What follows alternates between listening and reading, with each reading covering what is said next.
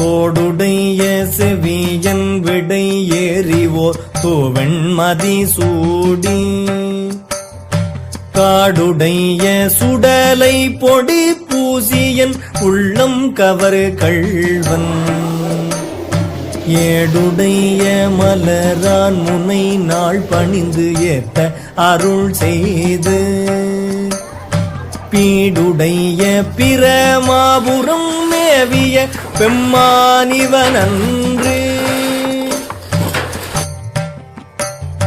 முற்றலாமை இளநாகமோடேனம்